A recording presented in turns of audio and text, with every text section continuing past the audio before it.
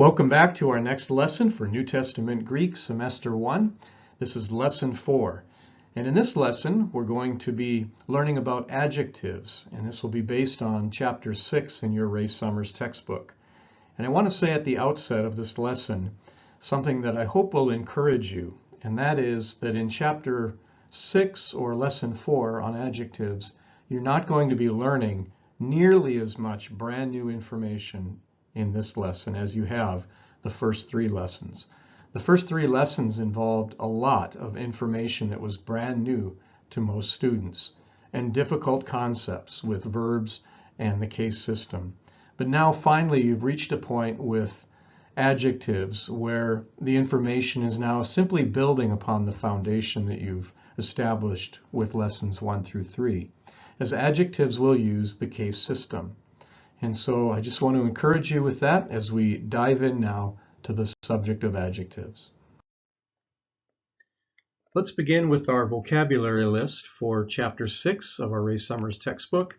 And each of the words in our vocabulary list are all adjectives appropriately for this lesson on adjectives. At the beginning of the list is agathos, which is the word for good. And to the right of that you will see the eta and the on or omicron nu endings. And the reason for that is because there are 3 forms corresponding to 3 different genders. Agathos is the masculine form, agathe would be the feminine form, and agathon would be the neuter form of the word for good. Agapetas is the word for beloved, and you can recognize agape as the root form of that word, which is the word, of course, for love. So agapetas would be beloved. Next is the word for holy, which is hagios, or hagia, or hagion. And you can see there that the ending will change. Instead of eta, with the previous 2 words, it is alpha for hagios, or hagia would be the feminine, or hagion is the neuter. Next is the word allos, which means other or another, sometimes another of the same kind. As we'll see, the word heteros is a similar word. It also means other or another, but it usually means another of a different kind. Next on the list is dikaios, or dikaia, or dikaion, for the feminine and neuter forms. And this is just the word for righteous or just. And then hakastos, which is the word for each or every, and then the word eskatos, which is where we get eschatology from, and it simply means last. Next is the word heteros, or hetera, or heteron, and this is the word again for other or another, is how we would translate it, but it's with the sense of another of a different kind. And of course this is where we would get a word like heterosexual, meaning attracted to someone of the opposite sex. The next is kainos, which means new, and then kakos, which means bad, and sometimes morally bad is the connotation of that as opposed to good. And then the word below that is kalos, which is good or beautiful, and then mikros, which is small or little, which is of course where we get our English word micro. And then monos, meaning alone or only, and then nekros, meaning dead. And lastly, we have holos, which means whole or all, like holistic is the idea. And then below that is the word pistos, which means faithful. And of course this is related to the noun for faith, which is pistis. But pistos would be a separate word, and it means faithful. I always think of pistis as a step of faith per se, and pistos means steps of faith or a walk of faith, being faithful. Below that is the word paneros, which is the word for evil, and then the word protos, which means first. Adjectives are based off of the case system. They're one of the parts of speech that use this case system, the same case system that you learned in the last lesson for first and second declension nouns as well as the article. And so adjectives will have a particular case, whether it be nominative or genitive ablative, or the third form or spelling, dative, locative, instrumental, or accusative. At this point in our studies, you might be asking, well, what is the importance of all this case system? Does it really even matter when it comes to our interpretation of the Greek New Testament? So I want to give you one example from John chapter 1, verse 1, to show you just how significant these cases are. Here is John 1:1 in the Greek text. It begins, in the beginning, NRK, followed by the past tense form of the linking verb, eimi, or being verb, ein. In beginning was the Word, halagos. And of course, the Word is in reference to Jesus Christ. We know that from John 1:14, just several verses later, where it says, the Word became flesh and dwelt among us, and we beheld his glory, the glory as of the only begotten of the Father, full of grace and truth. So the logos here is clearly Jesus Christ in John 1:1. And this word halagos is used 3 times. Going on, the second line down, it says, kai halagos ein proston theon, and the Word was with or toward the God. And of course, in English translation, we would not say the God. We would just simply leave out the definite article, ton, and simply translate theon as God. In the beginning was the Word, and the Word was with or toward God. And last line, kai theos ein halagos, and God was the Word. Now, we note here that logos is used 3 times, and in each instance, it's in the nominative case with the article. Also, the word theos is used twice. In the second line, it's used with the accusative case, ton theon. But when we come to the third line, the case form switches back to the nominative for theos. Theos. Theos was the Word. God was the Word, if we were to just translate word for word here in Greek word order. But let me ask, as it pertains to the third line down, for the word theos, why isn't the accusative case form used? And why are both theos and logos on the last line used in the nominative case?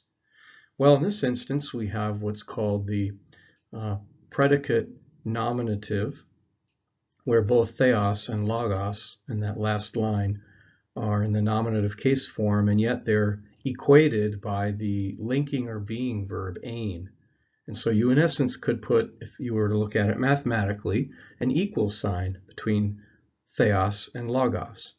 And again, what that shows is that God equals the Word and the Word equals God. It's a very clear, emphatic statement of the deity of the Word. But now we have to ask the question, well, if we were to translate this, this last line, and kai theos ein halagos, which of the 2 nouns, theos or logos, is the subject of that sentence? Well, normally, to decide this, since they're both in the nominative case form, normally what you would do is you would look for the word that has the definite article in front of it, and then that, most Greek grammarians say, functions as your subject for the sentence. And that explains why almost all English translations have at the end of John 1:1, and the Word was God, instead of, and God was the Word. And that explains the word order as far as translation goes. And so you always want to look for that definite article, whichever noun is the articular nominative case noun, that's going to serve as the subject for the sentence. Now, what's very interesting, as you probably already know, Jehovah's Witnesses change this verse to try and strip the deity of Christ from the verse and make Jesus less than someone who's fully God. And what they do in their translations is they add an indefinite article in English, so that the end of the verse reads this way, and the Word was a God. they say because there's no article in front of theos at the end of the sentence there, that therefore it can be translated in an indefinite sense as a God. Now, that is not true in terms of understanding the Greek here, but nor is it even consistent with their own doctrine, because they're not polytheists. Technically, they say there's only one true God, and so to have Jesus as some type of God, small g, would mean that they have a doctrine of polytheism, and they say there's only one God, technically being monotheists. Now, it's very interesting that the word theos is used twice in this verse, and it's in the accusative case form the first time it's used and with the article in the second line, but by the time you come to the third line, it's in the nominative again, and there's no article used.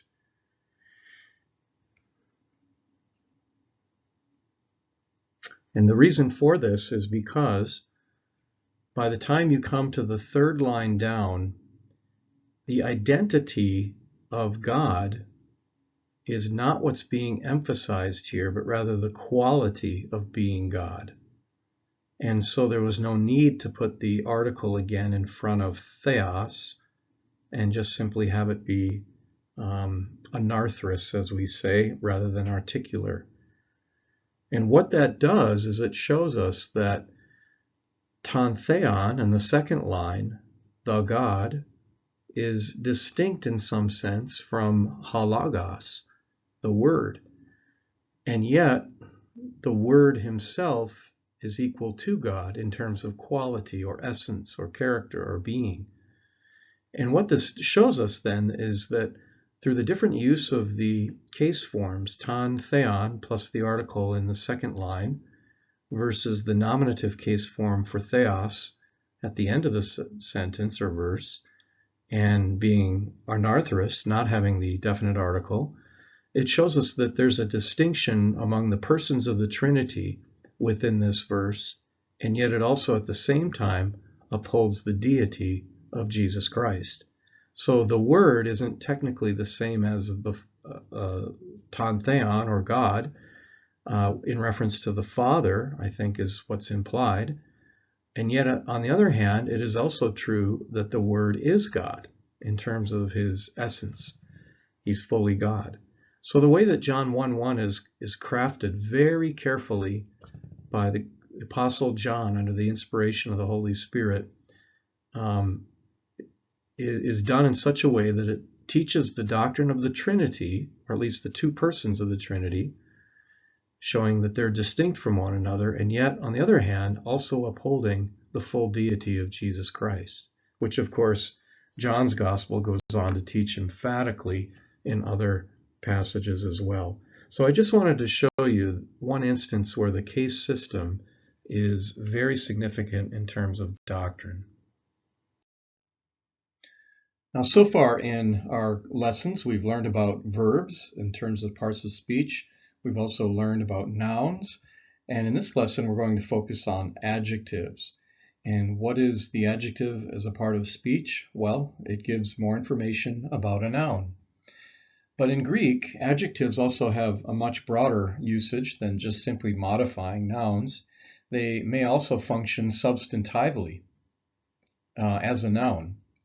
For example, let's take the word for holy, which is hagios in Greek. If you were to add the article before hagios, ha-hagios, you would have the Holy One. It would be a noun in that case. In other words, it would be describing a saint. That's how it could be translated, the saint, the Holy One. And so holy or hagios as an adjective can function substantively as a noun. It can also function at times adverbially as an adverb. Now I know this is very confusing to beginning Greek students as you say, wait a minute, an adjective can also function as an adverb in Greek? I know, very confusing. Why even have adverbs as a separate part of speech and separate words in Greek? We'll get to adverbs in another lesson, but just to know that they can function in a dual sense that way as well as adverbs. Now, I'm sure some ancient Greek, like Aristotle or Socrates, woke up one morning and said to themselves, how can I make life more miserable for beginning Greek students? Let's just start using Greek adjectives as adverbs so they have more grammar rules to memorize and more grammatical forms and spellings to memorize. No, I'm sure it didn't happen that way. Nevertheless, the language is what it is. Regardless of the reasons for why these rules developed, my responsibility as your teacher is just to explain as clearly as possible how the language works, not why it evolved the way it did. Moving on now to the paradigms for adjectives, let's consider the word for good, G-O-O-D in English, but in this case it would be agathos as our lexical form. In English, the word good is spelled only one way all the time, but Greek being, again, a highly inflected language, you're going to see over 20 different ways in which the adjective good can be spelled. And here on your screen, you see 3 different columns, masculine, feminine, neuter. The top half of those forms are the singular forms for each gender. The bottom half of your screen is the plural forms for each of those genders. And as you look at the 3 columns, you'll also notice some similarities with the first and second noun declension forms that you learned in your last lesson. So for instance, for the masculine form for the Greek word good, agathos, you'll see the nominative singular form agathos, the genitive singular form agathou, the dative locative instrumental form agatho, and then the accusative form agathon for the singular. Down below you'll see agathoi for the nominative plural, agathon for the genitive ablative plural, and then agathois for the dative locative instrumental case, and then agathous for the accusative plural. And then, of course, we have the center column, which is the feminine forms. I won't go through all of those, but let me just point out that for the masculine forms, they follow first declension endings. The feminine forms follow, the masculine forms follow second declension endings. The feminine forms of agathos follow first declension endings.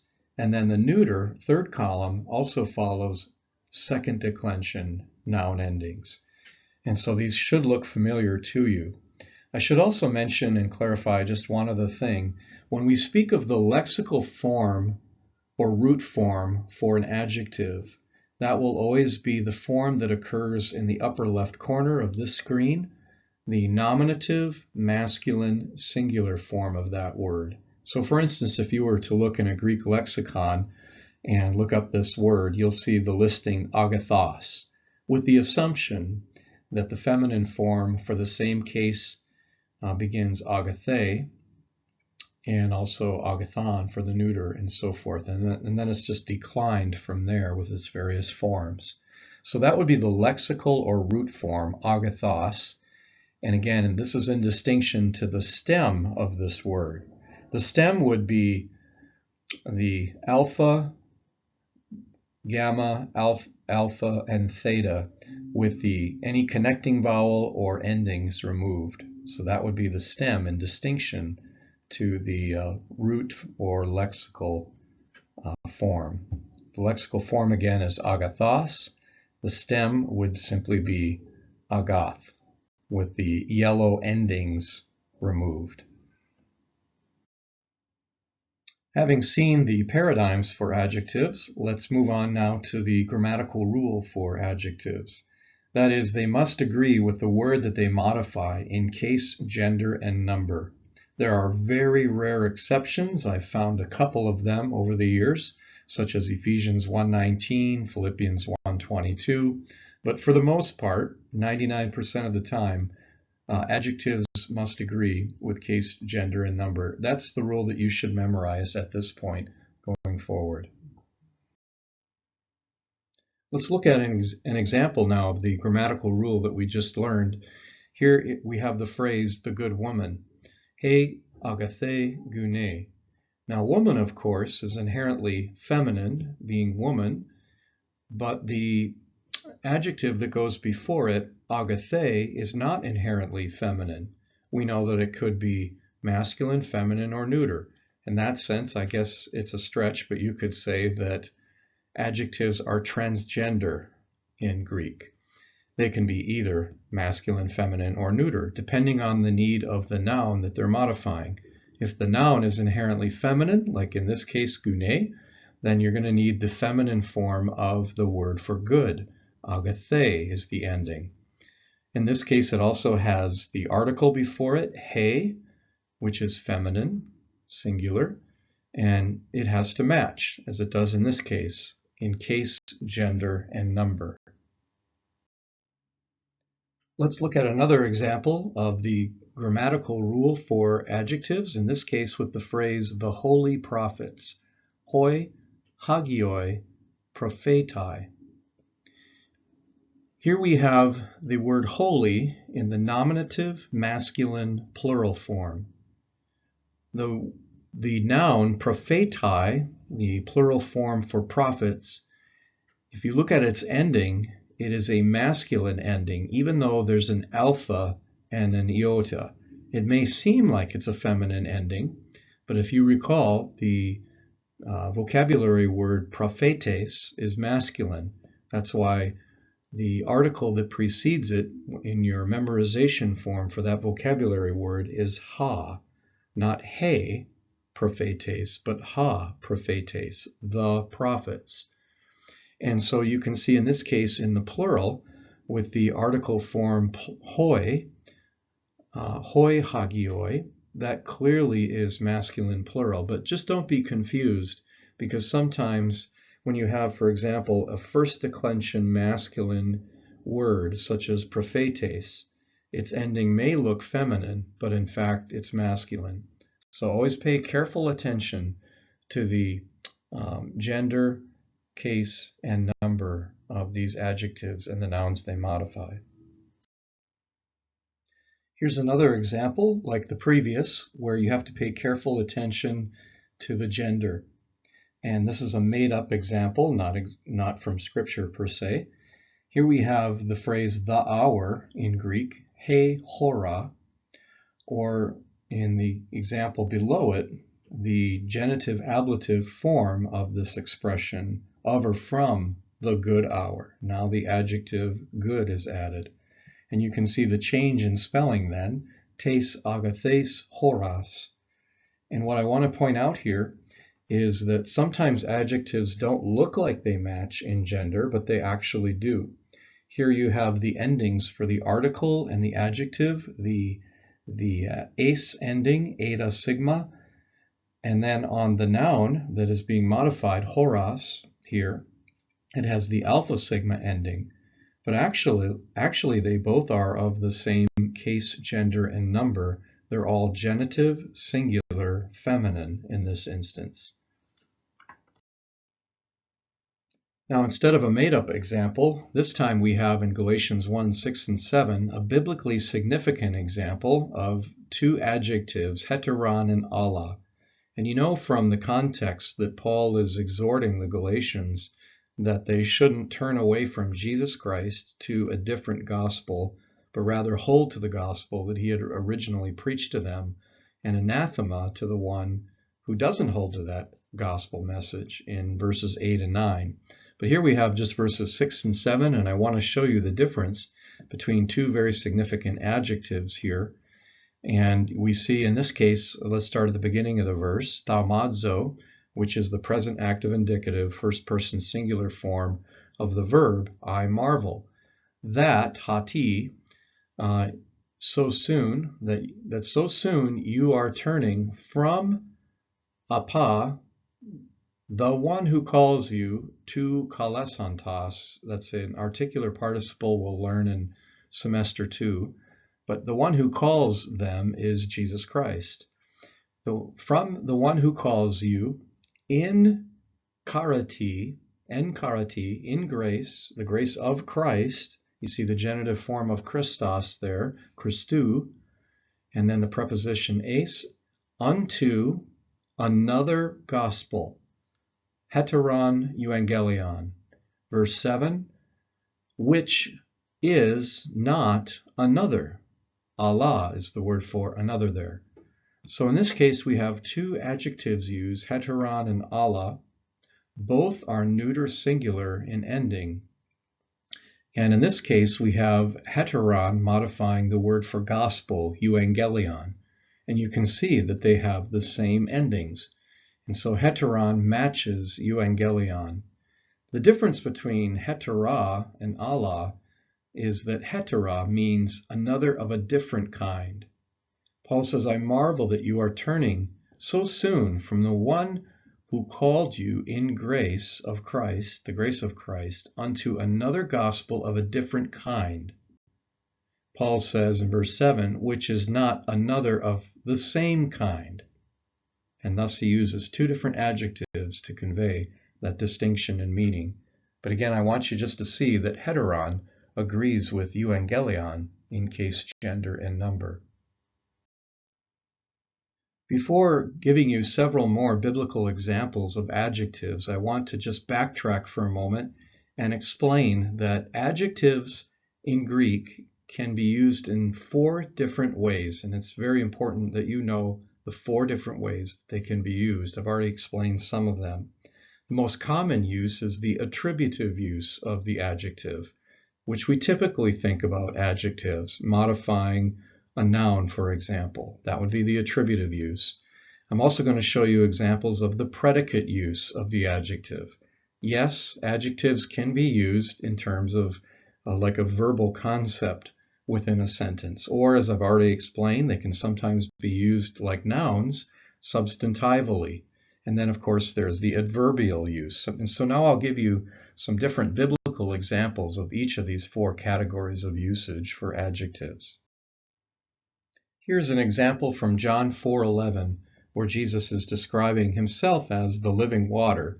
And this is an attributive use of the adjective, where you have the adjective modifying a noun. And the purpose of the adjective doing that in this case is to give further information about the noun. In this case, we have the word for water, hudor, but it's not just water by itself. It's further modified as living water.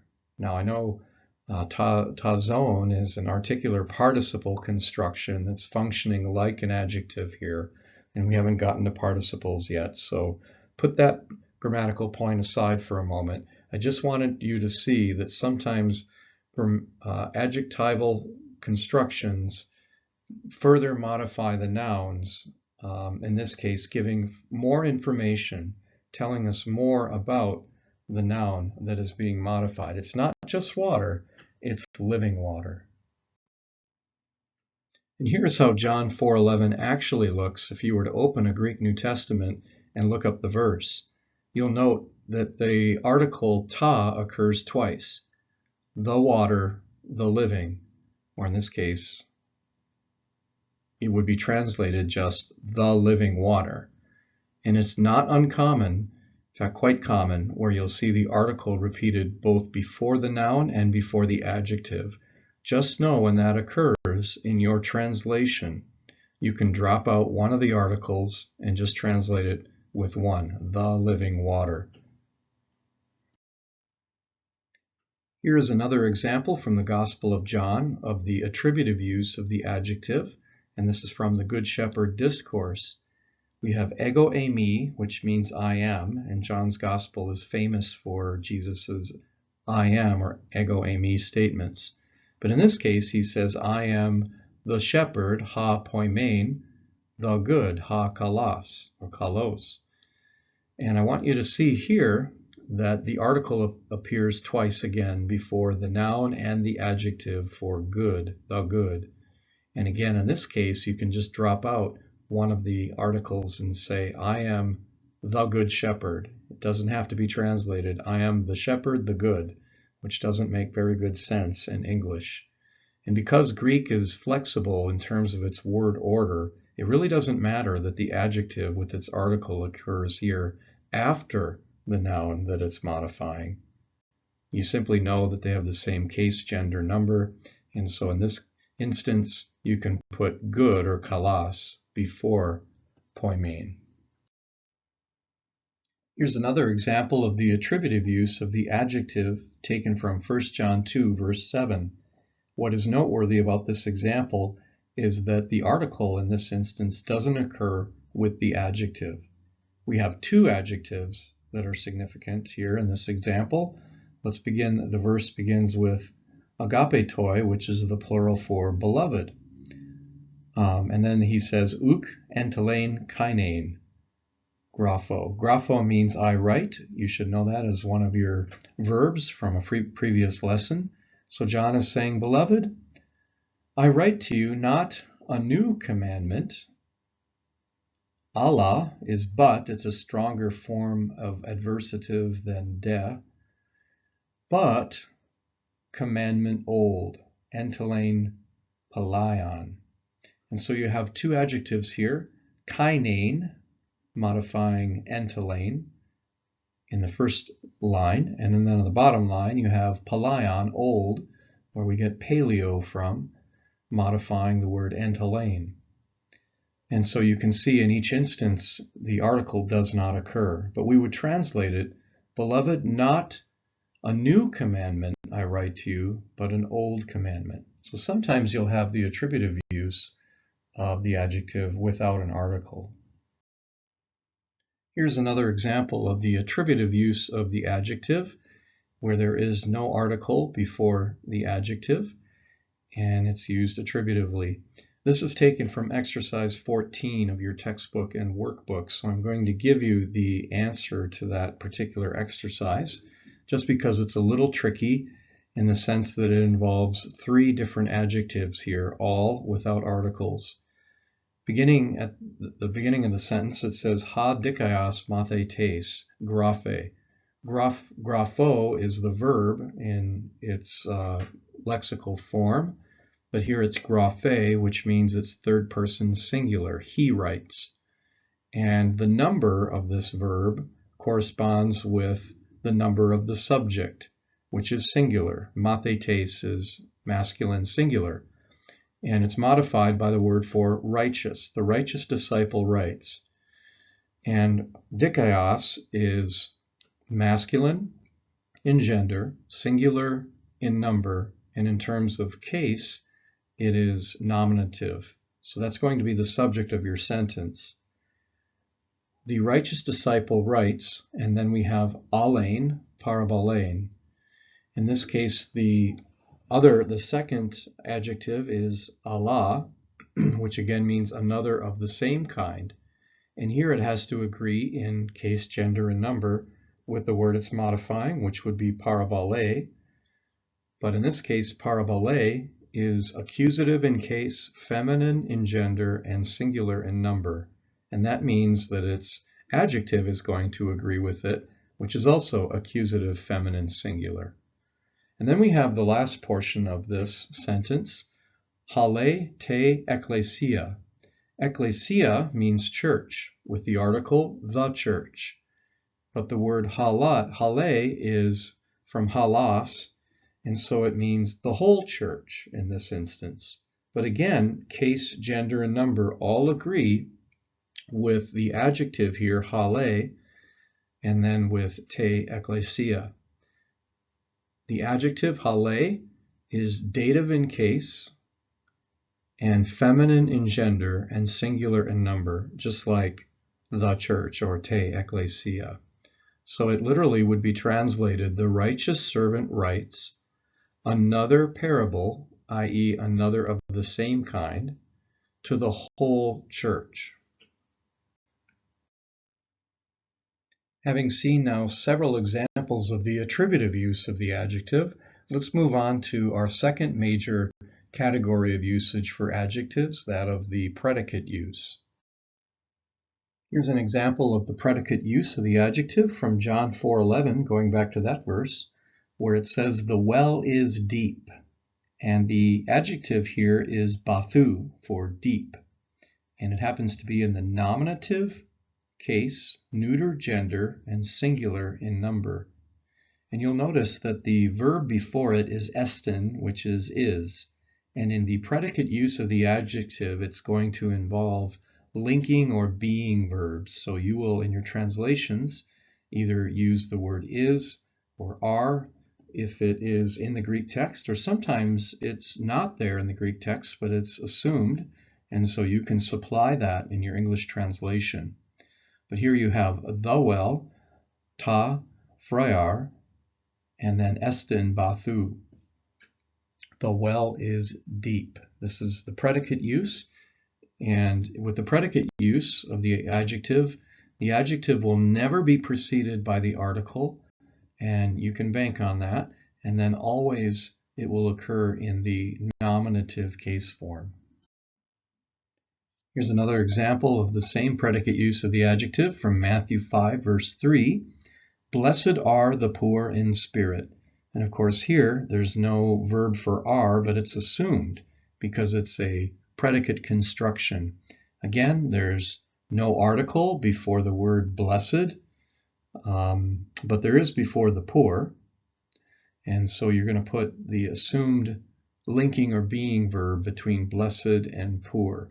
And again, it's always in the nominative case. Here it happens to be in the plural. So the poor is plural, hoi, ptokoi, as well as the blessed, makarioi. Let's move on to our third major use of the adjective, that of the substantival use. Sometimes the adjective will appear by itself and with an article, but without a noun to modify. And that's what's called the substantive use or substantival use of the adjective. And here you can see the two different types, the first and the third types of the use of the adjective. The first one we looked at was attributive, where good modifies man. But with the substantive use, you have an article and then you have an adjective, the good. And you don't know if it's a good man or a good woman or a good thing, unless that idea of a man or a woman or a thing is supplied somewhere in the context. Here is a fairly famous example of the substantival use of the adjective from Matthew 6:13, what is sometimes called the Lord's Prayer, but Jesus wasn't teaching the disciples to pray a rote prayer, and really Jesus's prayer, the Lord's Prayer, the true Lord's Prayer is in John 17. Where Jesus is praying to the Father. Nevertheless, here's an example where it says, deliver us from the evil, or the evil one. One would be supplied.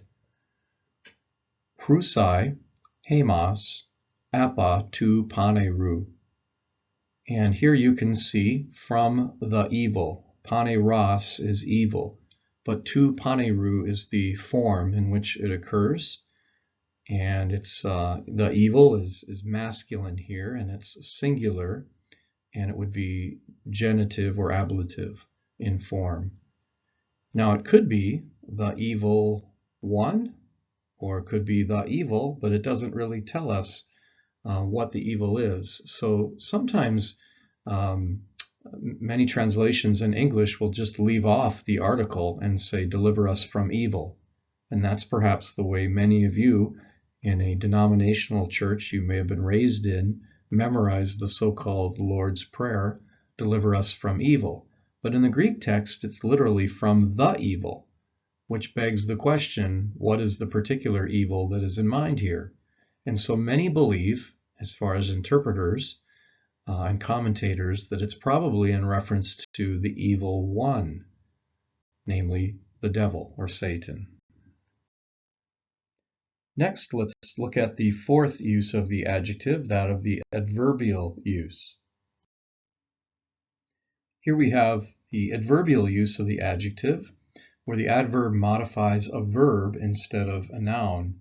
It's taken from 1 Thessalonians 4:16, a very famous rapture passage, where it says, the dead in Christ will rise first.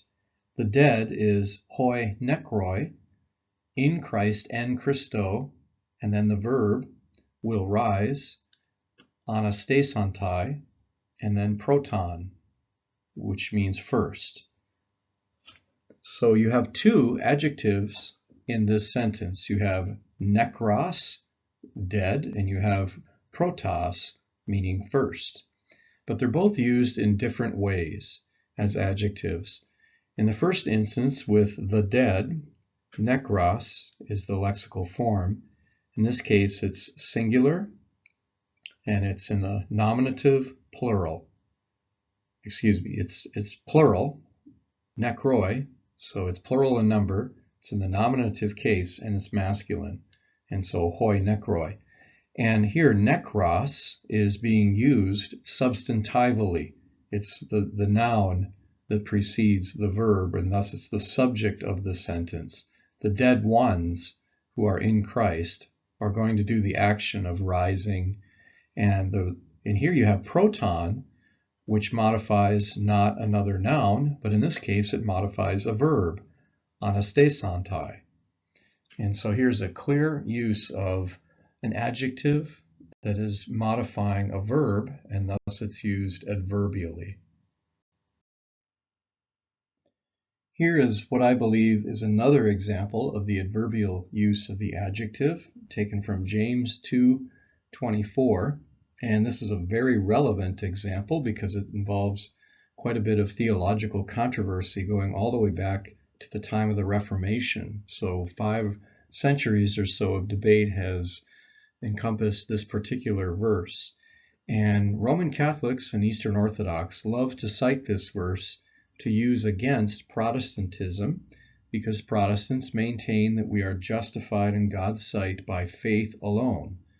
And oftentimes Roman Catholic apologists or Eastern Orthodox will claim that the New Testament never says we're justified by faith alone. That word alone only occurs with the word faith in this particular verse, which ironically they say is a verse that proves just the opposite, that we are not justified by works alone, but by our faith. And of course, we know from Scripture that there's a distinction in whose eyes we are justified. Some verses or passages, like in Romans 4, it's very clear that we are justified by faith apart from works in the sight of God. For in the sight of God, no one can be justified by works. Whereas I believe James here in chapter 2 is describing a different kind of justification in the eyes of men.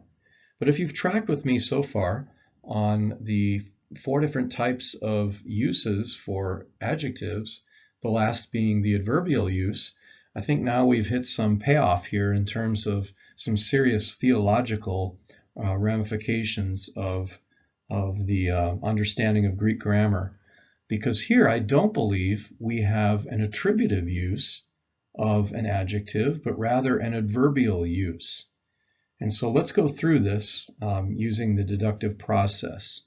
The verse says, "You see that by works a man is justified, and not only by faith." And you can see the word only there, monon, occurs in a particular case, gender, and number. So we need to ask ourselves, what word is it modifying? If it's the attributive use, then it must modify faith, pistis, and the two words, the adjective and the noun, pistis, must agree in case, gender, and number. But do they? No, they don't. Monon here is nominative in case, neuter in gender, and singular in number. Whereas pistos, pistis, pisteos is the form of it here. It's in the genitive case, feminine in gender, and singular in number. So monon and pistis here are both singular in number, but that's it. They don't agree when it comes to their case form or their gender. So they only agree in 1 out of 3 of the requirements. So let me ask you, based on what you know of the adjective so far that we've studied, why do most English translations translate verse 24 this way? You see that by works a man is justified, and not by faith alone, or not by faith only. where they have alone or only, monon in Greek, modifying the word faith. It really doesn't modify the word faith. So what must it modify? Well, it must be the adverbial use of the adjective, just like we saw with 1 Thessalonians 4:16. Except in this instance, it doesn't directly modify the verb dikaiote because it's implied in the second half of the sentence and not justified by faith, not only justified by faith. And so the only here, or monon, applies to the word justified. So by conclusion, this verse doesn't support the idea that there's one kind of justification in the sight of God by which man is justified. He must have faith plus works, the Roman Catholic or Eastern Orthodox interpretation. Rather, what it does show is that there's two kinds of justification. There's one in the sight of men, which is by faith plus works. And if you don't have works, men aren't going to declare you righteous. That's what verse 24 is really saying. And I believe if you've studied the use of the adjective now, you can understand why I conclude that this must be adverbial rather than attributive use of the adjective. Let's just go over one more concept here before we conclude this lesson, and that is that sometimes people consider a fifth possible use of the adjective, and I don't want to confuse you here. I have to bring it up at this point because there's really no other place in the course where it logically fits. And so I don't know necessarily that this is a fifth use of the adjective, but you should know that sometimes adjectives are used in a comparative sense or superlative sense. Like in English, if we were to add the ending or est, and I'll give you an example here. When there's a word where it's a comparative sense, you would add the teros ending, or superlative sense, you would in Greek add the tatos ending. So for example, we have the word iskouros, which means strong as an adjective. But if you were to write it in a comparative sense in Greek, you would simply add the teros ending, iskouroteros, for stronger. Or if it were strongest, you would add the tatos ending, iskourotetos. And the same is true with an adjective like wise, sophos. You would just simply add the teros ending. Sophoteros is the word, or wisest. You would have sophatetos. And so I just want to mention that you could have strong, stronger, strongest. You could have wise, wiser, wisest. And they're just spelled differently. And I suppose you could consider these also another use of the adjective. And that brings us to the end of Lesson 4.